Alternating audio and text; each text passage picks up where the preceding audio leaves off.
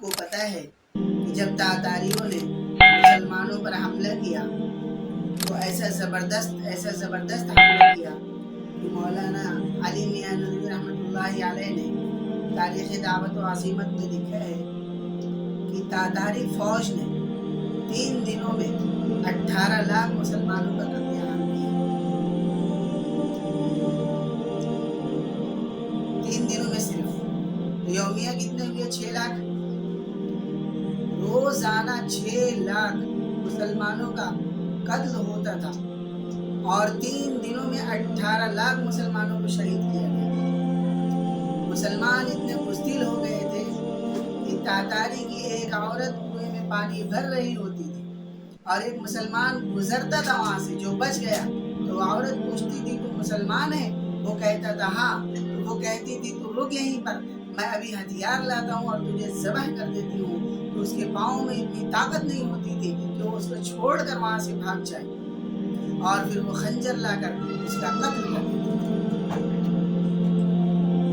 بزدلی اللہ تعالیٰ نے دل میں ڈال دی تھی اور وہیں پر وہ تڑپ تڑپ کر جان دے دیا تھا۔ ایک وقت آیا کہ جب پورا سناٹا ہی سناٹا تھا، ہر طرف لاشیں ہی لاشیں تھی، مسلمانوں کا نام و نشان بکھر گیا تھا، ان کے بڑے سے بڑے لوگوں کو سر قتل کر دیا گیا تھا، اللہ کا نام لینا بھی مشکل تھا۔ اس حال میں ہلاکو خان کی شہزادی گھوڑے پر سوار ہو کر متکبرانہ انداز میں اپنے فوجیوں کے ساتھ جا رہی تھی۔ اس کی نگاہ پڑتی ہے کسی ٹوٹے ہوئے مکان کے چھت پر، اس کے آڑ میں ایک کمزور سا کوئی اللہ والا سفید بارش چند نوجوانوں کو لے کر بیٹھا ہے، کچھ سمجھا رہا ہے۔ یہ لڑکی کہتی ہے اپنے فوج سے، وہ کون ہے؟ وہ بڈھا کون ہے؟ سپاہیوں نے کہا شہزادی صاحبہ وہ مسلمان معلوم ہوتا ہے۔ سن کر غصہ آیا، کہا پکڑ کر لاؤ۔ اس کی اتنی جرأت کہ وہ کھڑا ہے یہاں پر، پکڑ کر لایا گیا۔ شہزادی گھوڑے پر بیٹھی، حضرت نیچے کھڑے ہیں، شہزادی کی جوتی حضرت کی داڑھی مبارک سے ٹکرا رہی ہے۔ وہ لڑکی کہتی ہے تم مسلمان ہو؟ آپ نے فرمایا ہاں۔ پھر وہ لڑکی کہتی ہے میں نے سنا ہے کہ تمہارا یقین اللہ پر ہے۔ بزرگ نے فرمایا ہاں تم نے صحیح سنا ہے، ہمارا یقین اللہ پر ہے۔ ہم نے سنا ہے جس کے ساتھ اللہ ہو کامیاب اور جس کے ساتھ نہ ہو ناکام۔ حضرت فرماتے ہیں بیٹا تم نے صحیح سنا ہے، اللہ جس کے ساتھ وہ کامیاب ہے اور جس کے ساتھ نہ ہو ناکام ہے۔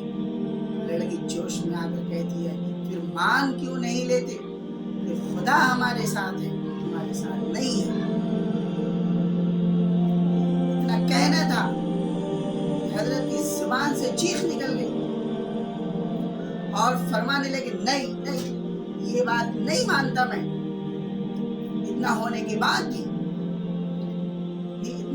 بعد بھی فرماتے کہ میں یہ بات نہیں مانتا۔ بیٹا خدا تو آج بھی ہمارے ہی ساتھ ہے، خدا تو آج بھی ہمارے ہی ساتھ ہے۔ لڑکی نے کہا کیسے ہمیں سمجھاؤ؟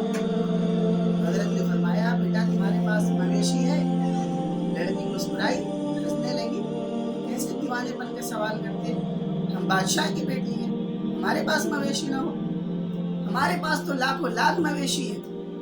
حضرت نے فرمایا مجھے بھی پتہ ہے، یہ بتاؤ تمہارے چرواہے جب مویشی کو لے کر جنگل جاتے ہیں تو ساتھ میں شکاری کتے کو بھیجتے ہو یا نہیں؟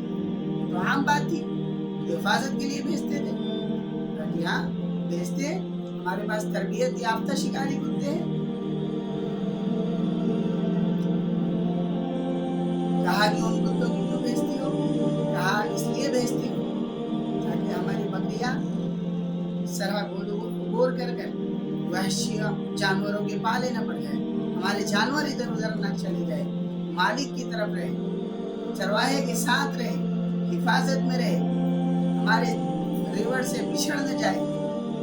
حضرت نے فرمایا بس بیٹا بس، آج بھی خدا ہمارے ساتھ ہے، بس فرق اتنا ہے کہ ہم نے اپنی حیثیت بھلا دی ہے، اپنی ذمہ داری بھلا دی ہے، اپنی مکتبوں کو بلا دیا ہے، جہاں دہمو مارنے لگے ہیں اور نقالی کرنے لگے ہیں، غیروں کی نقل کرنے لگے ہیں، ہمارے سر کے بال یہودیوں کے بال کی طرح ہو گئے، نوجوان بڑے ہوئے جنس پہننے لگے ہیں اور ہم اسلامی سرحد سے باہر چلے گئے ہیں۔ اس لیے خدا نے ہمیں قابو